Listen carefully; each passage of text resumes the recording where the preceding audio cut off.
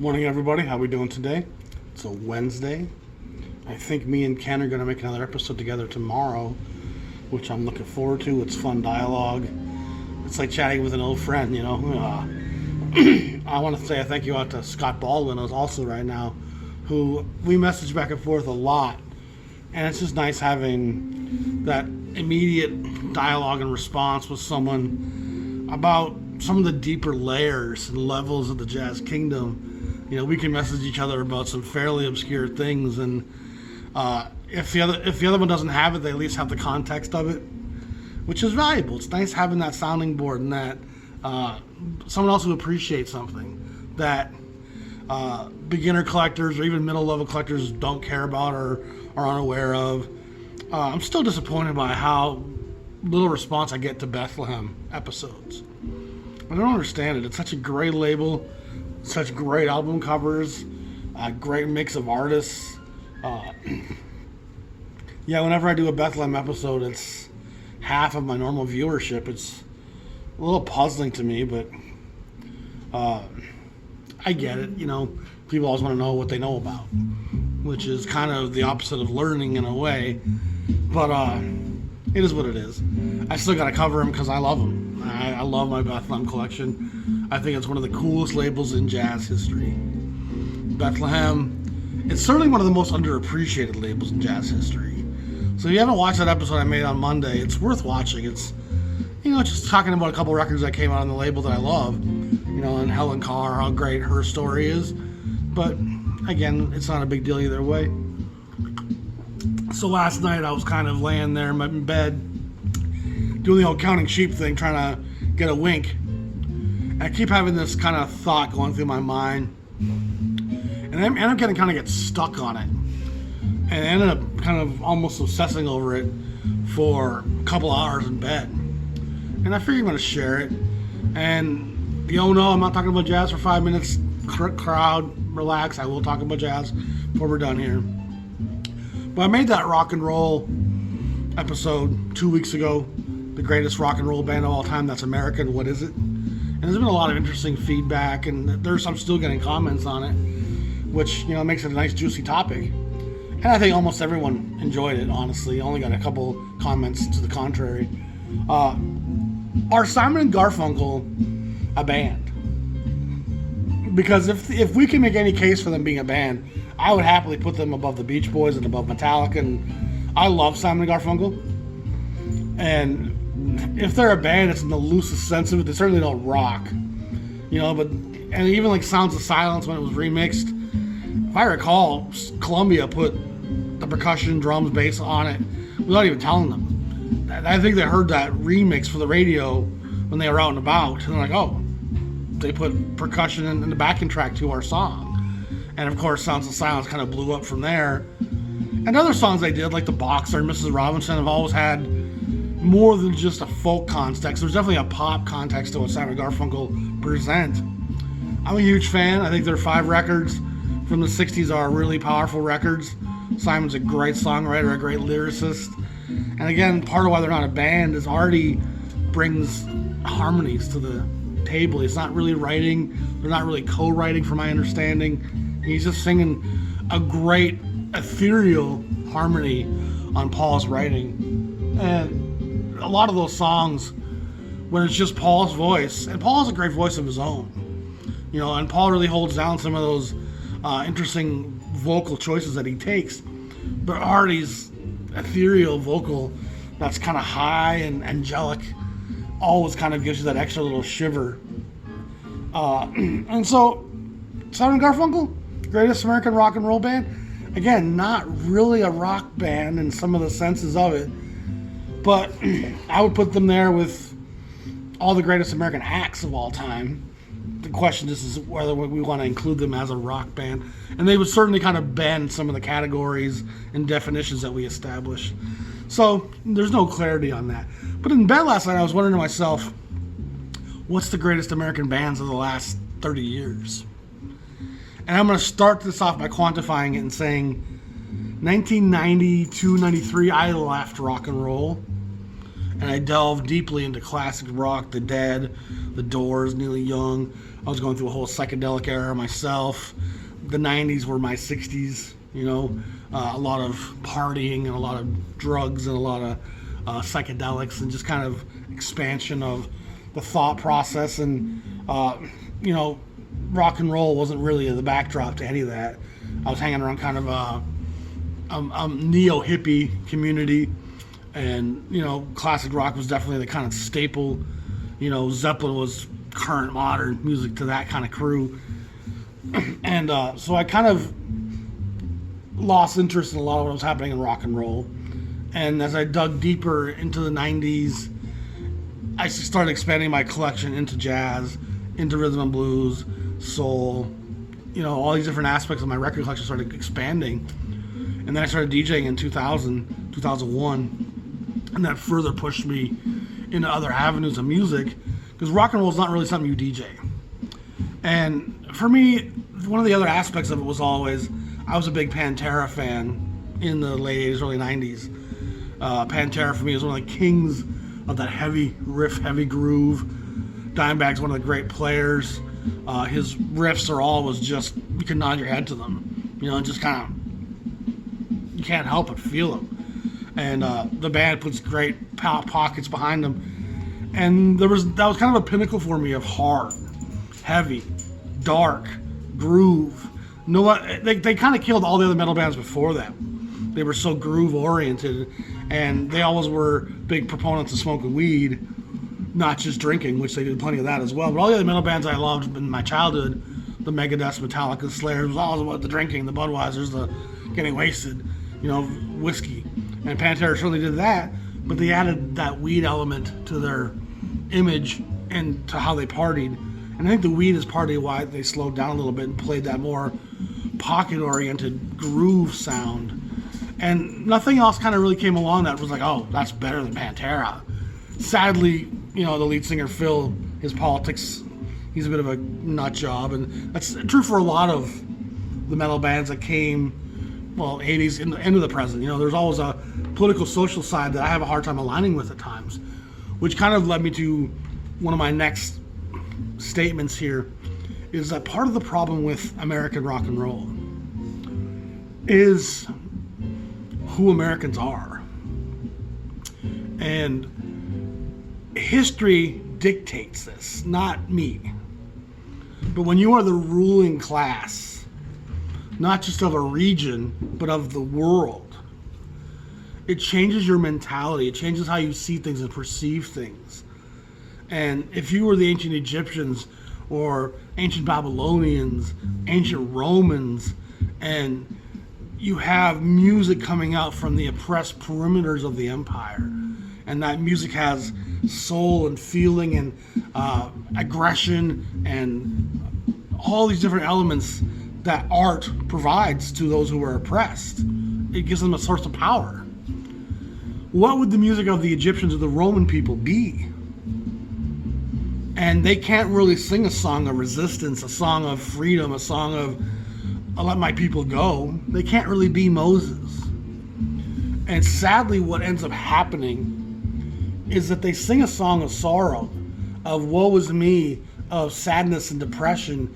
And Bob Marley said, in the abundance of water, the fool is thirsty.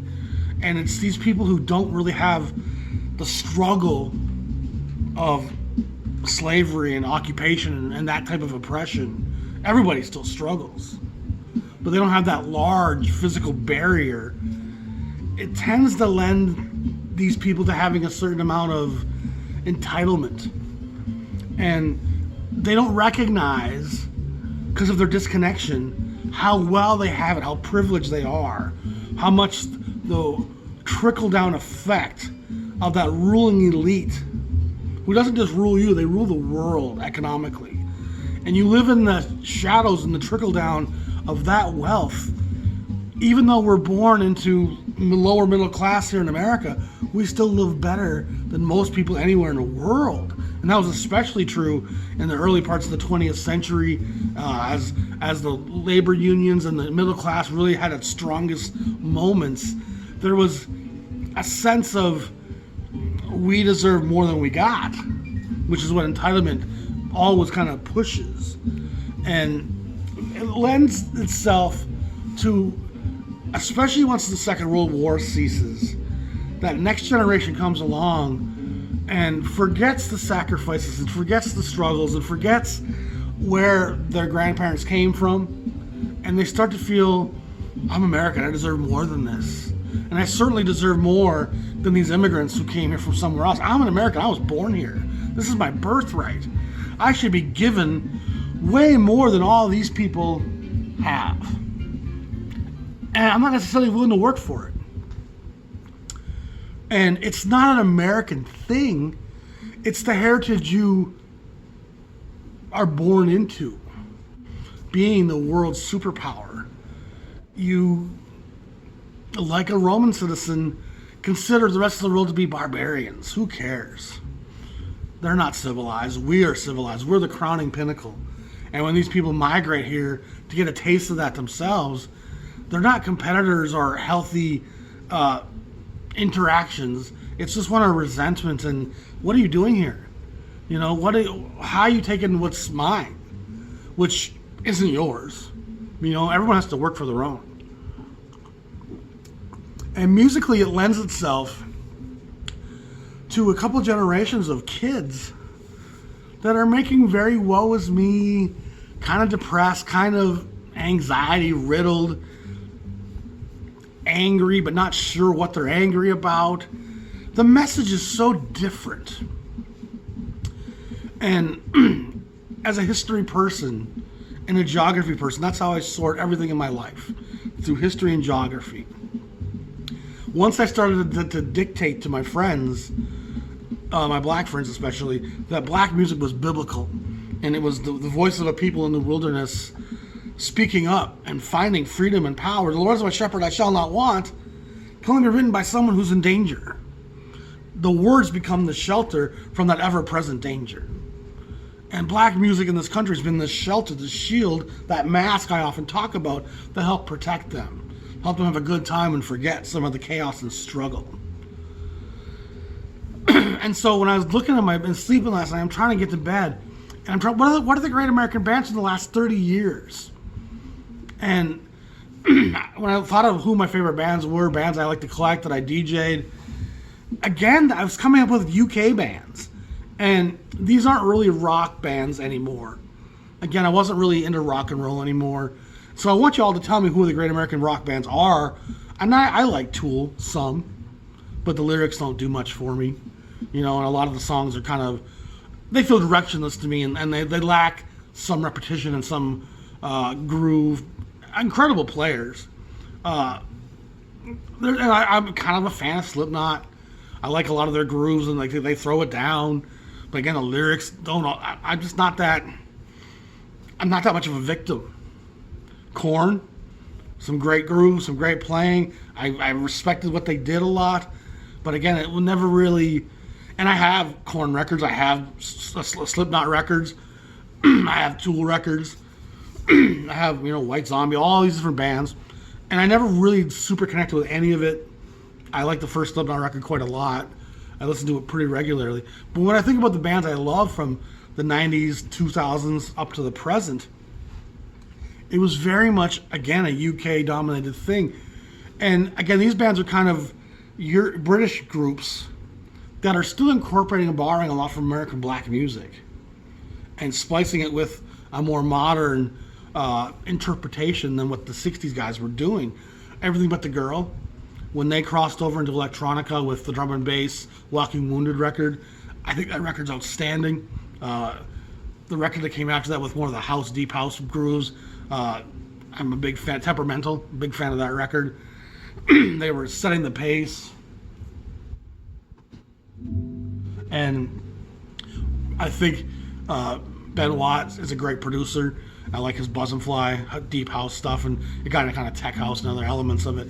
But Everything But the Girl was one of those bands I'm like, okay, especially as a DJ, you can play And I Miss You, and you can play a lot of the stuff off Walking Wounded, and it's very moody and melancholic.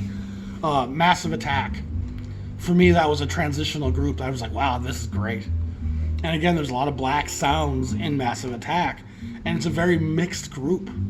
White guys, black guys, and again, that's not something that happens in America super often. There's definitely obviously cases of it, but it's not a real common thing still. But Massive Attack, to me, their first record, Blue Lines, is great. Protection's fantastic. I think Mezzanine's one of the great records of the last 30 years. Their production reaches a real pinnacle on that. The guest vocalists they have are always usually just fantastic.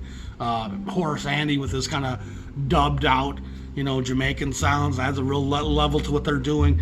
Big Massive Attack fan. And I could play a dozen tracks from them at a gig, and those will always mix in nice.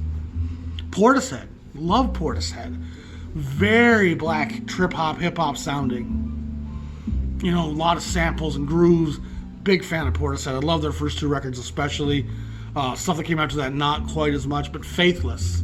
They just put a new song out I saw yesterday. I love Faithless.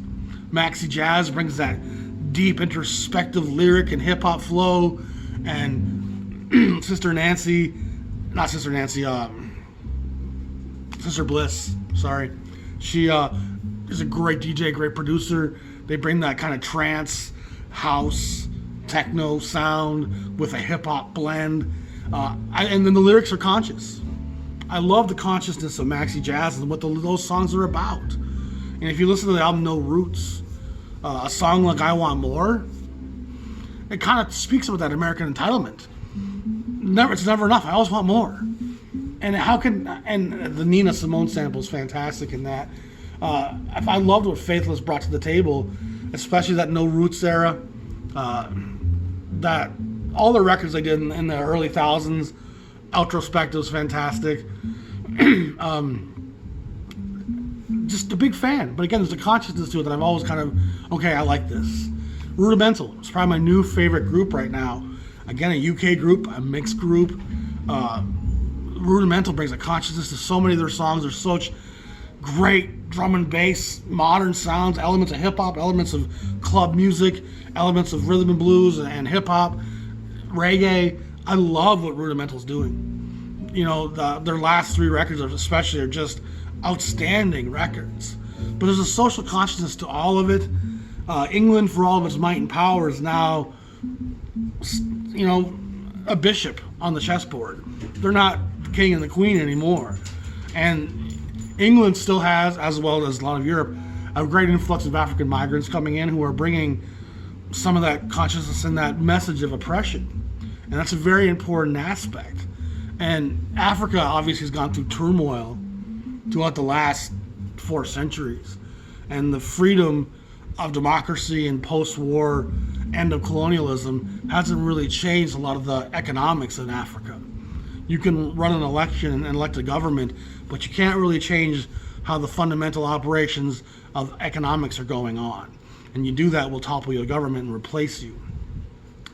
And so there's always kind of a message that comes from those people. We need real freedom. We need real independence. We need real opportunity. And Western industrialists are in the way of that. And so it gives that, what they're saying in their lyric and their message, a certain power. And when I listen to, as a historian, as a guy who's always got that kind of context rolling through my mind, when I listen to these British bands saying this stuff, with those messages underneath, it's connecting with my view of the world and how I see oppression. Yet the average Roman citizen doesn't witness the world in that sense because they rarely spend time looking at the rest of the world. Their rest of the world is in Vegas. I'll go see Paris there. I'll go see Vienna there. I'll go see Cairo in Vegas. I'm not leaving the safety and the confines of the 48. And there's a lack of perspective, a lack of connection, a lack of origin that informs so much of what their underlying messages are going to be. And so I'm a guy who needs consciousness. I need to recognize spirit and depth of thought and empathy for others and not just me and my group. And when something becomes too me and my group centric, I tend to shut it out. It doesn't interest me. If you're just worried about you and your group, you're part of the problem. Because that small-mindedness is why none of us have any unity and not why we can't make any change. I mean, Kilimanjaro, the Aborigines the Wall of China, that's all of our heritage. We shouldn't be so divided in how we see things. It's really, really frustrating. So it tends to make American music very I-centric, very me and mine-centric.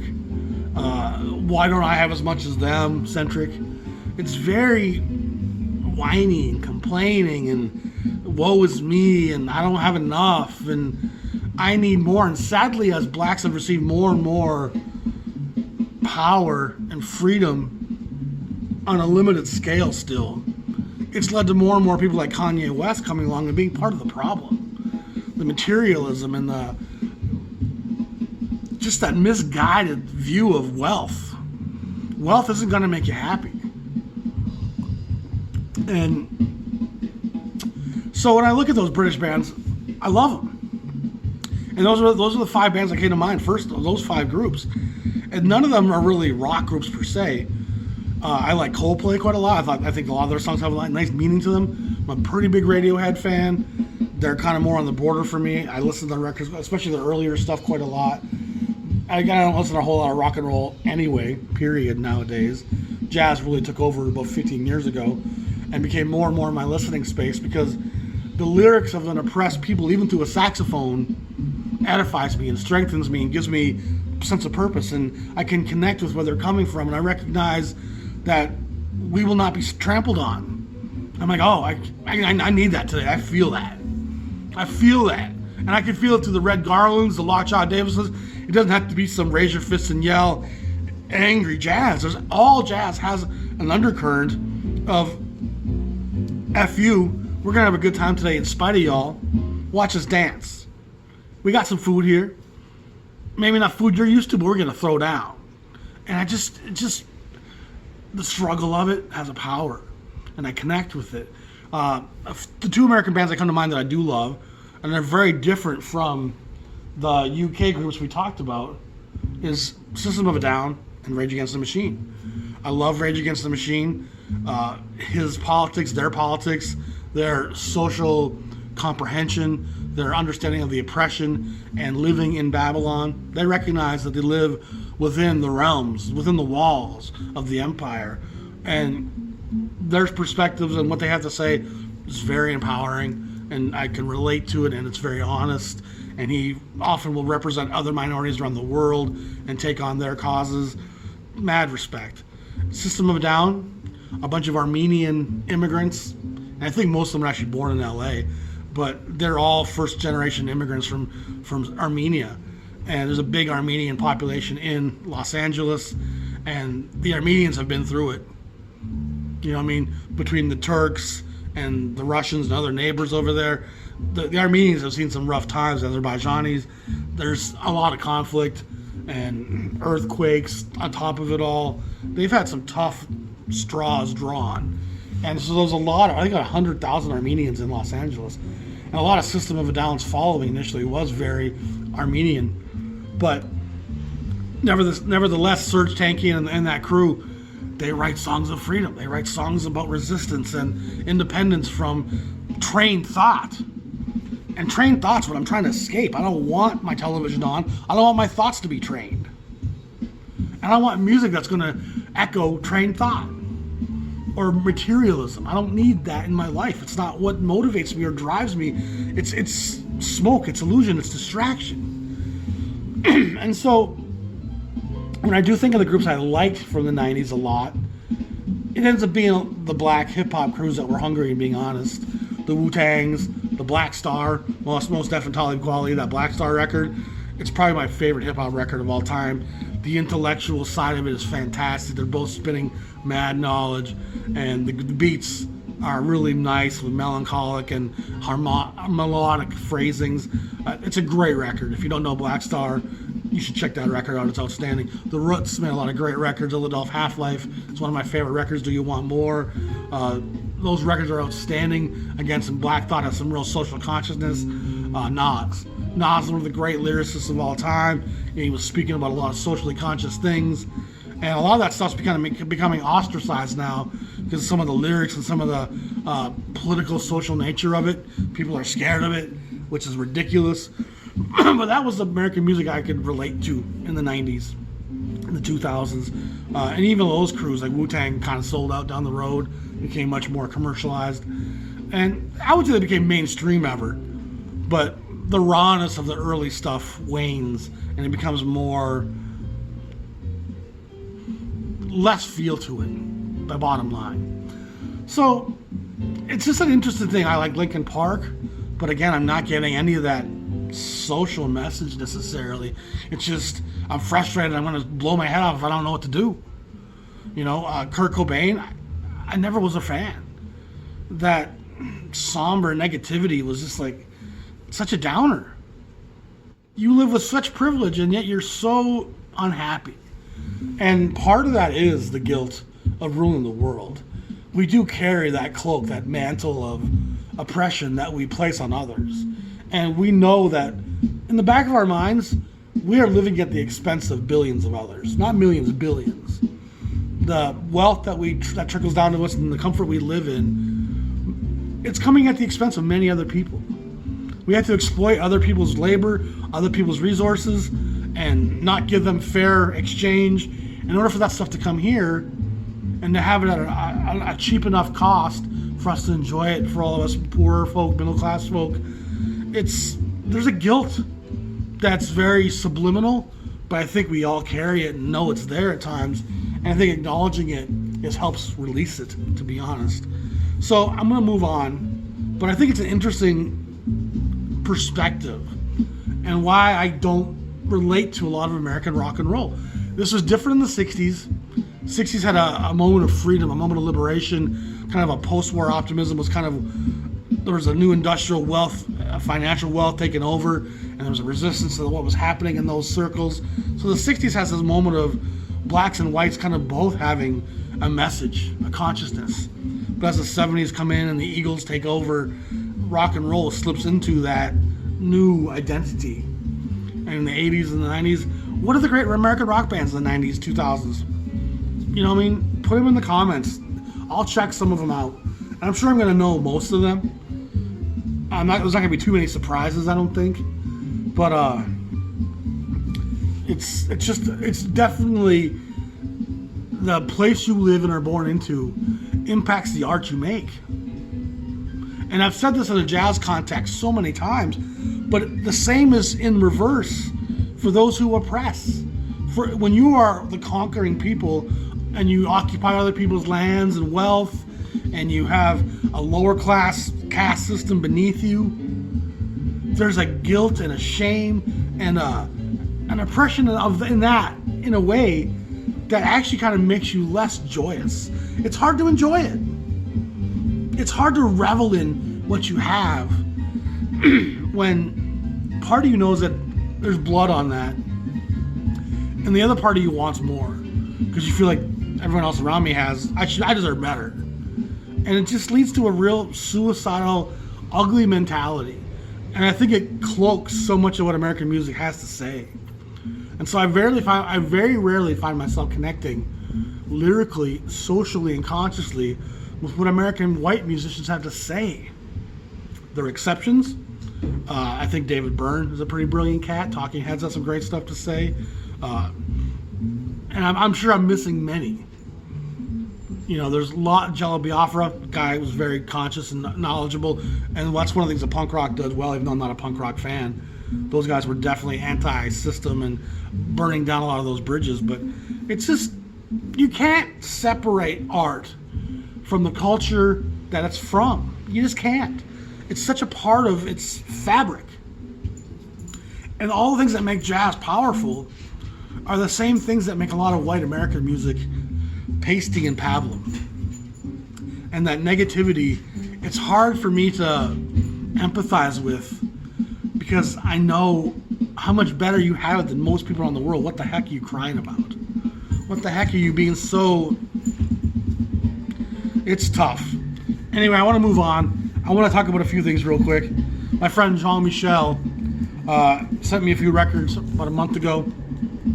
I've been slowly digesting them, and it takes time for me nowadays and I'm quite busy.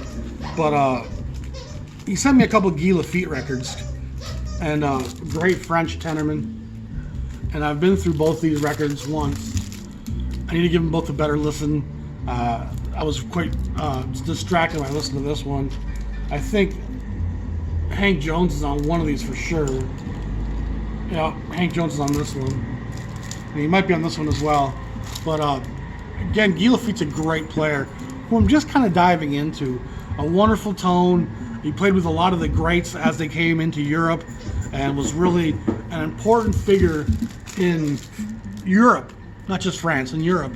And is a character that I'm learning more about. One of my favorite players in jazz, again, thank you to Jean-Michel, is my love affair that's growing with the great Ray Brown. And we talked about this record not that long ago. And Ray Brown and Oscar Peterson were kind of joined at the hip for a couple decades. And so as a kid that didn't realize how great Oscar Peterson was, I was also kind of missing out on Ray Brown at the same time. But it turns out that Oscar Peterson and Ray Brown were backing a lot of those great Norman Granz records at Verve in the late 1950s, and they were playing some of the most incredible backing tracks. And Oscar could really back up and comp and play wonderful little accompaniment to a soloist, even though we think of him as such a virtuoso. Oscar could really pull it back and just be a great accompanist. And the other members that come through that trio change over the course of time. Herb Ellis played guitar a long time with that group. I believe Barney Kessel did for a little bit. I think Johnny Smith did a little bit. I think the drummer, Eddie Thigpen, they change between guitarists and drummers in the trio, which is an interesting dynamic. But Ray Brown makes records for a long time. And I knew his Verve stuff as a leader because I was collecting those labels. And I started to collect the Oscar Peterson stuff and hearing more Ray in that context. But my friend Jean-Michel started sending me Ray Brown records from later in his career that were on Concord and on a few other labels. And I got to say, Ray Brown is one of the most beautiful bass players you'll ever hear. And we talked about him not that long ago with that We Get Requests record. But I just want to acknowledge and thank Jean-Michel for sending me these records. They're not from the period I focus on or know a lot about. So sometimes I don't necessarily want to talk about them because I'm not really well versed in these labels or this era, but I can still hear what I hear. And Ray is such a beautiful player. This has Roger Kellaway, who is a fine piano player. He makes his debut record at Prestige about 65, and so he stays into the jazz scene well into the 80s. And then Louis Belson is the drummer. And Louis goes back to the days at Norman Granz and Verve. He actually plays in the swing era quite a lot as well with Ellington, and I think he plays with Basie for a while. He plays with a lot of people. Louis Belson's a fantastic drummer. But here we hear the three of them in kind of a stripped out, moody Monday, raining on the boulevard kind of sound. A streetcar shuffles by. A lady in a rain smock is outside with an umbrella, smelling the daily bread from the bakery next door, pining for a muffin and a cup of coffee. It's real urban, it's real chic, and again, the tonalities of it, improvements and recordings, by the time these records are being made, they just sound fantastic. And honestly, I didn't realize that such great post-bop modern jazz was still being made in the 80s. I thought it all become very saccharine and very easy listening. But to hear such great traditional jazz still being recorded in the 80s was very enlightening to me. I'm like, oh, great, it's out there. And there's actually quite a few other labels that are doing things simultaneously that are of note and making these trading cards. I've certainly been filling in a lot of those labels in my mind. Like, oh, I'll have to keep more eye out for that. And my collection is very much, I got quite a bit of the swing era, but most of that stuff obviously isn't on 78. It's on gatefold LPs, collections and stuff. So it's hard to know that era the same way, because sometimes an RCA gatefold collection will have, RCA might have bought up 5 labels that had all these guys' tracks on it, and they're pulling them all together in a 1-2 record set. So you kind of lose focus of who the original labels were. The Jeanettes and the Paramounts and the OKs. And me and my friend Scott Ball were talking about these labels yesterday. Black and Blue, Black Swan. There's a lot of great little labels out there, and so many of them have kind of slipped into obscurity. And it's hard to keep track of that stuff when you don't have the original 78s, You just have the LPs. So it's really the LP era that my knowledge is strongest on, probably 1950, 51, 10-inch era, up into 70, 75, and then so much jazz. What I've heard from those eras just isn't me anymore. It's got an easy listening, dragon chasing quality to it, or it's very driven by composition and driven by virtuosity, and so much less driven by feel and by groove and by the blues. And again, it's that connection to oppression that fuels me. What's this music talking about? And when the civil rights was in full swing, that music all had such a power to it. And as we move into the 70s and 80s, that power has been stripped away from jazz music. It's guys like Chuck D who are now doing that in the 80s, that controversial, edgy, magnetic music with that power to it. It's Chuck D's rhymes that are making people nervous, not Lee Morgan. So jazz loses that electricity that makes people charged. And that's, as a person who's a history guy all the time, when jazz loses that, it loses its soul to my ears, to my spirit. And it's rare I hear stuff from that era that I connect with. But this stuff here, it's got a wonderful wisdom to it. Hank Jones has a lot of records from this period as well, where there's a wisdom of an old black man who's lived in America for 60, 70 years, and he's still got stories to tell you. And there's still room for the blues to be spoken. And a lot of these records are recorded live at the Concord Jazz Festival, meaning that the dialogue between the players is real. It's not some multi-tracked, so we do the drums and bass today, we'll do the horns tomorrow, and there's no real conversation happening. I can't hear what you're doing and respond to it because you already did your shit. So the dialogue is now kind of forced. But these records are much more recorded the traditional way, and you can feel it. The dialogues are so much more, there's so much more listening and interaction that feels natural and very jazz-like. So I kind of want to end my episode there today. I just wanted to talk about that underlaying history that informs a lot of what I speak about and how I feel about so much music. And I often talk about in that jazz context about the history of the blacks, but the history of the whites, the history of every other group in the planet impacts the art that they can make. You can't make art from a place that's not genuine. It just doesn't work. And it certainly has no staying power when you try.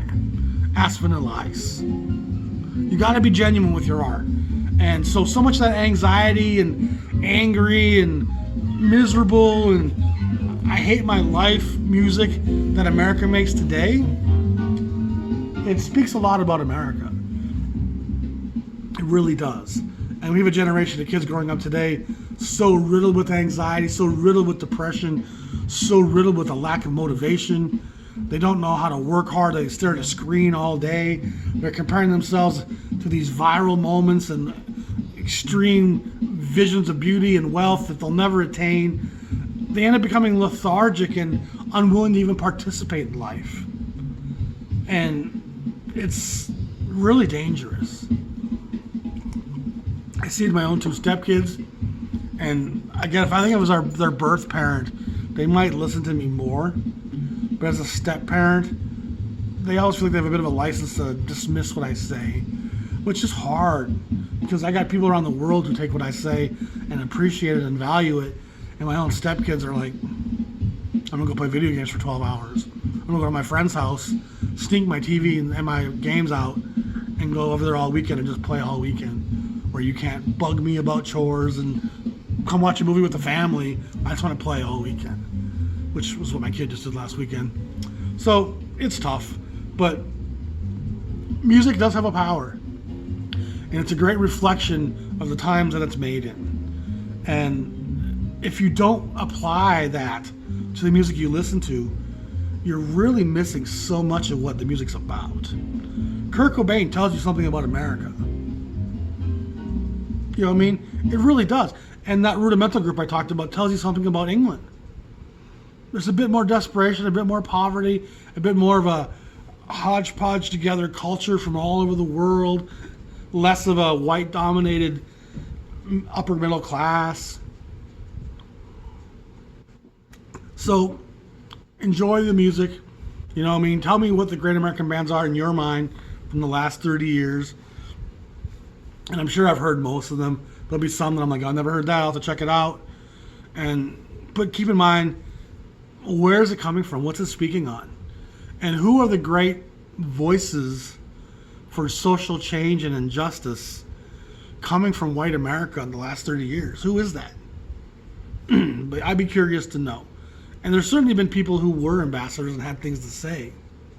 Bob Dylan's a great example. Leonard Cohen's a great example. Neil Young always had interesting things to say.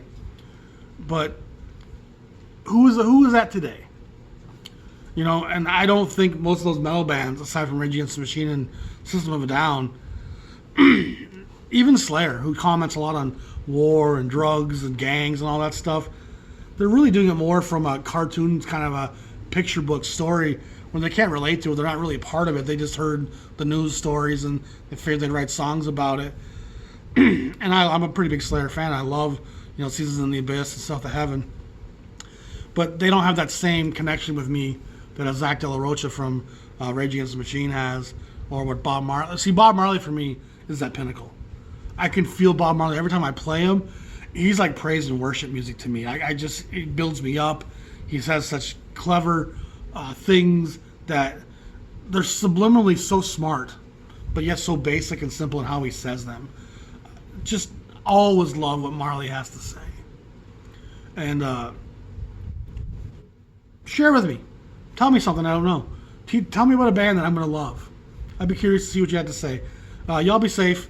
Hopefully that episode we'll get it done tomorrow. He's a busy guy. He seems to always have things pop up.